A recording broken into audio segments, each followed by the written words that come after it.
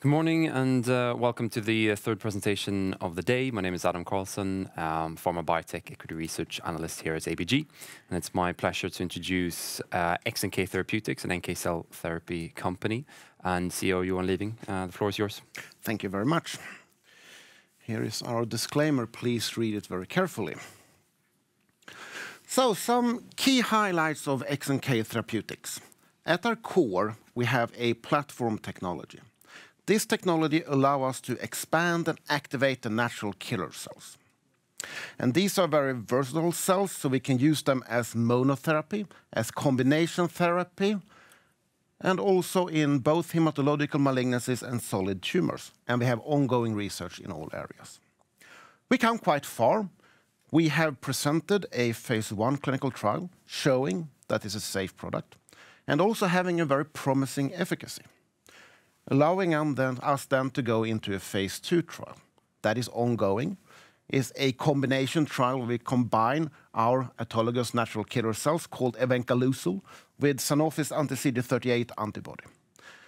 And it's a combination trial in multiple myeloma where we collaborate with Sanofi and the Karolinska Institute. We have also taken this further, moved into other indications. We have an ongoing collaboration with MD Anderson Cancer Center in Houston, Texas, around AML, another type of blood cancer. And we're moving into solid tumors and bladder cancer. We announced that in June, and we're now working with the Karolinska Hospital. We are well positioned to collaborate with others because most of the big pharma companies have these type of antibodies, which are very good to combine with autologous NK cells. So we have a nice target of companies to approach. And we have a strong momentum in business development. And being a global leading company in autologous NK cells, we are an attractive partner. So what do we do then? Well, we work with natural killer cells. These are part of your primary immune system. And these cells are your first line of defense towards virus infections and cancer. So when a cell gets infected by a virus or transformed into a cancer cell, the pattern on the cell surface changes. And the NK cells recognize that change in pattern and attacks it because it realizes something is going wrong. But when you develop cancer, the tumor escapes this mechanism, grow up, and then suppress the whole system. And the whole idea behind this company, what we do, is that we take out your own natural killer cells. We restore their cytotoxic capacity so they can kill cancer cells again, and we grow them up in very large numbers, giving back as a cell therapy. The good thing about these NK cells, and I'm quite proud of it, it was actually discovered at the Karolinska Institute in the mid-1970s, and it's taking 40 years of groundbreaking research to come here. And today, this is one of the hottest fields in biotech globally. Generally seen as the next cell therapy that's going to, come after the CAR Ts and the T-cell therapy. So, how does it work? The patient would come in, donate 1 unit of blood, that's 450 milliliters. That is then shipped to us. We separate the starting material, and we freeze it. The good thing about the freezing step is that we control the time of all downstream processing. So we don't need to have overcapacity. When we have the production capacity ready, we can start to produce. Then it goes into the magic steps, the expansion and activation of the natural killer cells, restoring their cytotoxic capacity, growing them up in large numbers. Takes around 3 weeks. Then we can freeze it again. And since the company has been around for such a long time with all the research at Karolinska Institute, we know we can freeze the end product for 10 years. Then we ship it back to the patient frozen. The patient will come in, getting the infusion, stay for observation a couple of hours, and then go home. So from the patient point of view, it's kind of an open treatment, right? You come in, donate 1 unit of blood, go home. When it's time to be treated, you come in, get your treatment, stay for observation, go home. And being an autologous company working with your own natural killer cells, we know it's very safe. So we can give multiple dosaging. So we typically give 3 dosages. This is our management team, and we can really get things done. Just pointing out our newly appointed CSO, Anna-Karin Maltez, a really good addition to our company leadership team. We have a experienced board of directors. Pointing out Ted Fjellman from Fleury. They made a major investment in us in March, April this year. Hans Gustav Ljunggren, former Dean of Research for Karolinska Institute, and one of the individuals who make this groundbreaking research in the 80s. Also our chairman, Gunnar Mattsson, well-known person in Swedish healthcare. We work with autologous NK cells. There are two ways you can give this. You can take your own natural killer cells and give them back to you. That's the autologous route. Or I can take Adam's NK cells and give them to me. There you go, the allogeneic route. And these are different routes have pros and cons. And we firmly believe that in the future, both will be on the market. Actually, you can think of combining them because they have different pros and cons. Looking at the autologous cell therapy, since I give back these restored NK cells to myself, I don't need to immunosuppress. I mean, my own immune system will not attack them. I give back my own immune system, so it's safe. I don't need to immunosuppress the patients, which means I can go for weaker patient populations. Also, they will not be attacked by my own immune system because it is my own immune system, so they will last longer, giving a longer duration of response. And also, of course, a more favorable safety profile because of all that. And since you don't have any safety issues, you can give it, repeatedly. You can go 3 doses, 6 doses, whatever, it's not a problem. If you look at the allogeneic side, well, since I'm taking Adam's natural killer cells, I'm going to give them to me. I can produce in advance. So if I have a very aggressive cancer, that's something I would like to do, right? So they're kind of off the shelf. I can produce in advance, and I can give them when I need to treat the patient. The good thing about that, of course, I can select an optimal donor, someone with a really, really good NK cell component. And I could potentially get a more efficacy product. But the problem is I can't give repetitive dosing, so I get a short but effective punch, but it will not last. So different pros and cons fit different patient populations, and in the future, potentially you can think of combining them.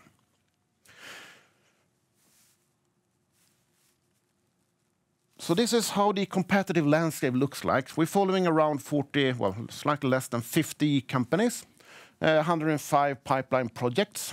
Half of them are in clinic.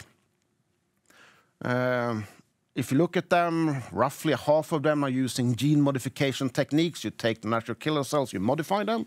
The other half, they don't. They just restore their cytotoxic capacity by other means. The allogeneic space is more competitive. It's around 80% of the total space and 20% in the autologous. We think that is really good because we are in a less competitive space. If you work in the allogeneic space, it's difficult to differentiate. It's very competitive, it's crowded. Being a global leader in the autologous space gives us what we think is a very good position in the market.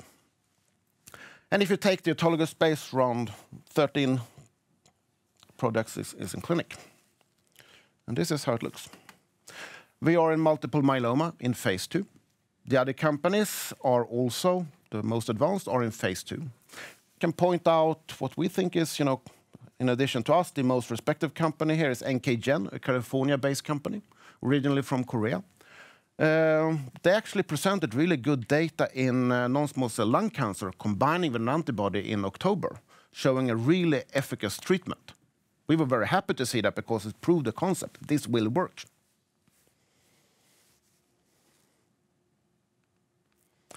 So this is where we are. This is our pipeline. We start in the multiple myeloma. We are using our compound, evancalucil. We have an ongoing phase 2 study in collaboration with Sanofi and the Karolinska Institute. And we are recruiting patients. We have run preclinical studies in other indications in multiple myeloma, an elderly population, and smoldering, a pre-stage of multiple myeloma. And we're thinking of taking at least the smoldering into the clinic pretty soon. We were called up by MD Anderson, who wanted to have a autologous NK cell therapy because they wanted a longer duration of response. And MD Anderson is the most renowned cancer center in the globe, in the world. So we're working with them on AML, trying to find a good patient population for an autologous treatment. I've seen some promising data out there, so I think we might get it to work. We are moving into bladder cancer, urothelial cancer, having preclinical studies in there. And we're working on another undisclosed indication in solid tumors. Also will be in a collaboration with another big pharma. So we're covering both hematological malignancies, solid tumors, monotherapy, combination therapies. So this is our technology. Compared to the other autologous companies, we use a feeder-free system. Essentially, it's your own T cells who will activate the NK cells. It's patented, and we have an orphan drug designation as well. We can start from frozen material, so we can really differentiate from the other companies in this space. And what happens is that during the first 5-6 days, we need to optimize the environment for the NK cells. Actually, we're restoring their cytotoxic capacity, so they will recognize the cancer cells. And then once that is happening, they start to become cytotoxic. We grow them up in really large numbers, giving in the dosing that we need. And this is what it looks like if you expose these natural killer cells towards your own tumor. That's the graph to the left. And healthy cells, that's the graph to the right.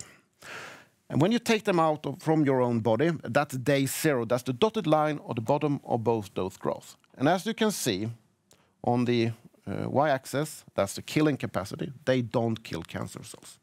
They are suppressed. They just leave the cancer cells alone. But then when we start to restore the cytotoxic capacity, you see it goes up. And after 20 days, they are really aggressive. They really kill off cancer cells.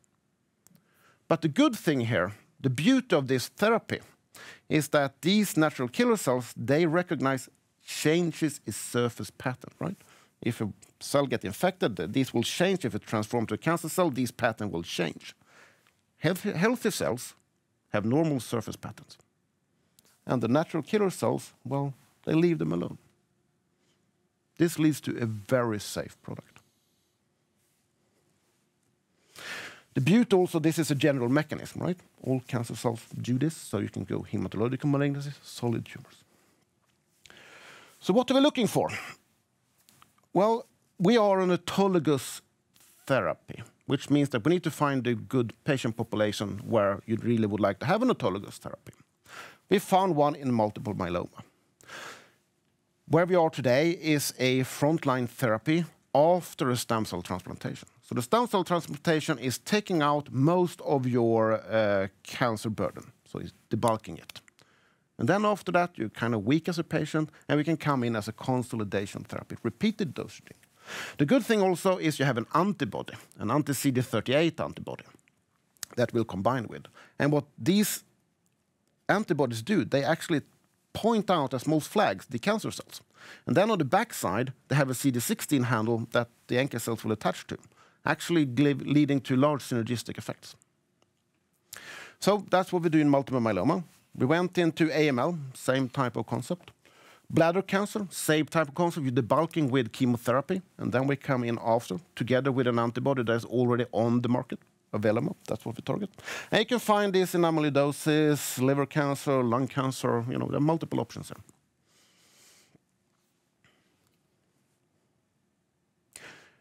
I just want to point out that in multiple myeloma, your natural normal NK cells have a CD38 expression on the cell surface.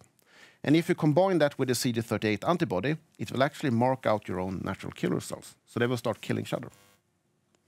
So that's why most companies in this field, they need to gene modify. You need to knock out the CD38 expression on the NK cells to give back, right? Otherwise, they will just kill each other.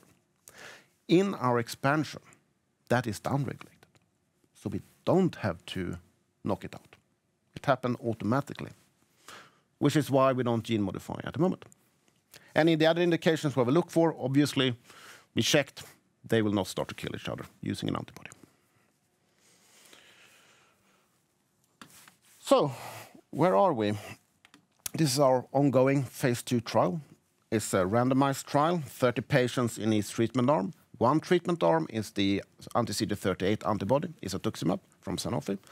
In the other treatment arm, you have the anti-CD38 antibody in combination with our autologous NK cells.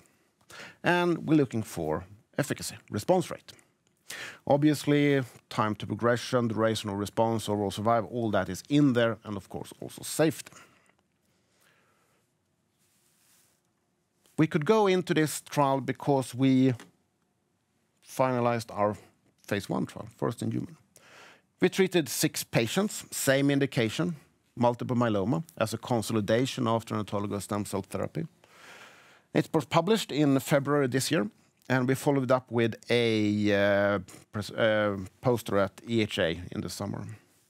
And what we can see is that we didn't see any serious adverse events. These natural killer cells, they should be safe. The majority of the AEs that we saw were of grade 1, so they are mild.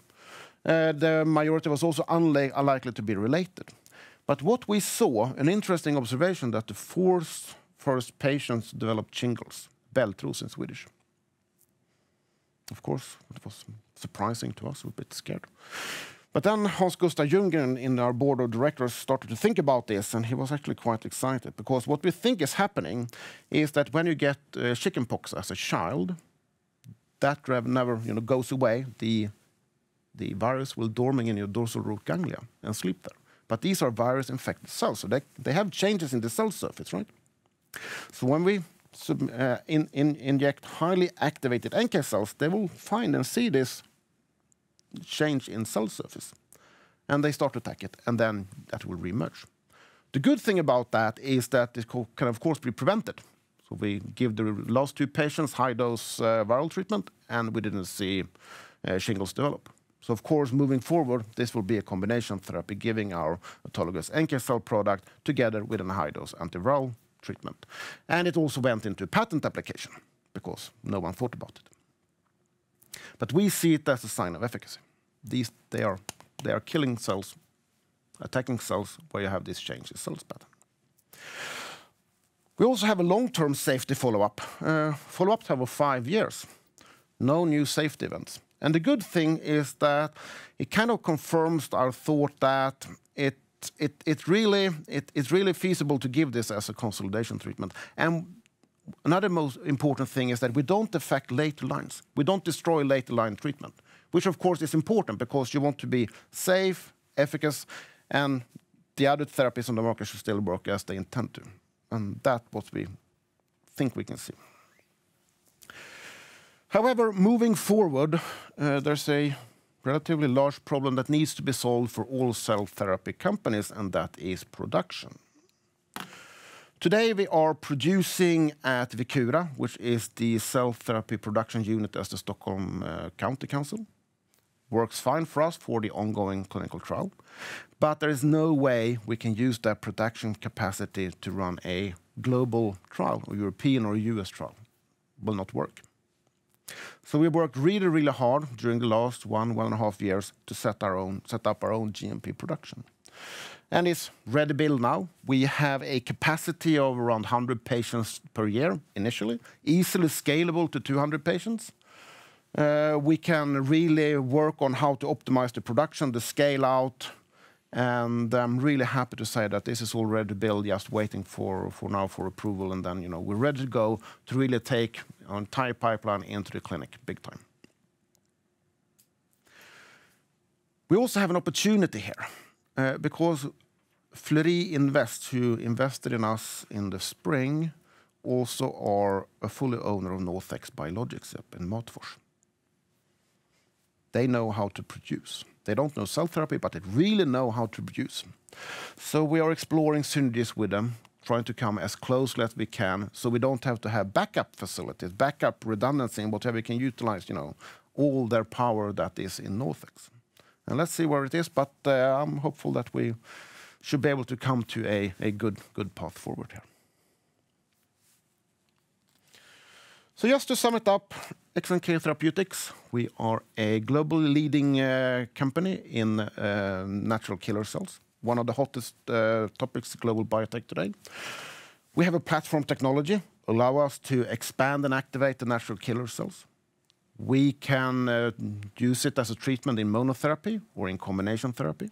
We can use it in hematological malignancies, solid tumors, and we have research ongoing in all those areas. We come quite far. We know it's safe. We have published our phase 1 data, leading us to go into phase 2. We have that ongoing in collaboration with Karolinska Institute and Sanofi. And we're now really broadening our pipeline into AML, bladder cancer, and hopefully one more indication in the near future. And we're just waiting to make sure that we can take this further into the clinic. Well, thank you very much. Questions? Great. Thank you very much, Johan. We have time for a few questions. I don't think we're taking questions from the audience, so I'll start us off anyway. So one of the key benefits or differentiating factors of an autologous as opposed to an allogeneic, as you were saying, was this potential for retreatment or redosing. Correct me if I'm wrong, but that you haven't done that with your product as of yet with patients. But in sort of the wider field of autologous cell therapy or NK autologous cell therapy, how much of that has been done so far, and what can you say about the feasibility or kind of the results, big picture of retreating with an autologous cell product? We have done it. So in our first phase 1 trial, we gave 3 treatments. Escalating dosage, but 3 treatment, and we didn't see any problem with that. So in our ongoing phase 2, we do the same concept, 3 treatment. We don't know it's going to be 3. You can think, 6. Why not? I mean, but so far we stick with 3. But we are of course playing with the thought that you can give 6 or 12, or depending on the indication. And other autologous cell therapy products, kind of. Yeah, they give multiple dosing. I think I'm not sure, no, for sure, but I also think they give 3 seems to be a magic number here. That's where everybody seems to start with. Okay. No, good. And then perhaps a question on the IP side of things. So you said the production process is patented. But then obviously, as you were showing in the competitive landscape picture, there are other companies developing NK cell products, and some of them autologous as well. And then obviously you want to keep your process as secret as possible. How kind of easily enforceable is your patent or your IP protection? How do you kind of ensure that others don't piggyback on your production process and vice versa, I guess? How much of a shield is it really, given that it's so secretive? We haven't done any evaluation of the patents, so I honestly don't know. But given where we come from, the natural killer cells were discovered here at Karolinska Institute, mid-70s. It had a very long time to develop a good process. It takes time because these are really difficult. So we submitted our patents really early, so they're kind of broad. We just submitted last year a updated patent application on the things that we learned during the last 3 years when we developed the platform. And then, of course, we have the combination patent where you combine the autologous NK cells with an high-dose antiviral to prevent shingles, right? Also, that something could be, strengthen our case in the future. But the problem here is, patent is good, but the problem is that this is cell therapy. So if, independent of what you do, you still need to develop the entire data package because no one will believe you do the same thing. And of course, there's a lot of things to be keeping the secret sauce. Right, yeah. Okay, no, that's very useful. And then perhaps one question on kind of this other, potentially differentiating factor of an autologous as opposed to an allogeneic therapy, of its kind of the durability or the duration of response with CAR-Ts. I mean, we've seen in other autologous products, we've seen very impressive sort of objective response rates, complete and partial response rates very high, but then I think overall in the field there's been some kind of general disappointment with the duration of responses kind of not lasting very much beyond sort of 6 months at best, if even.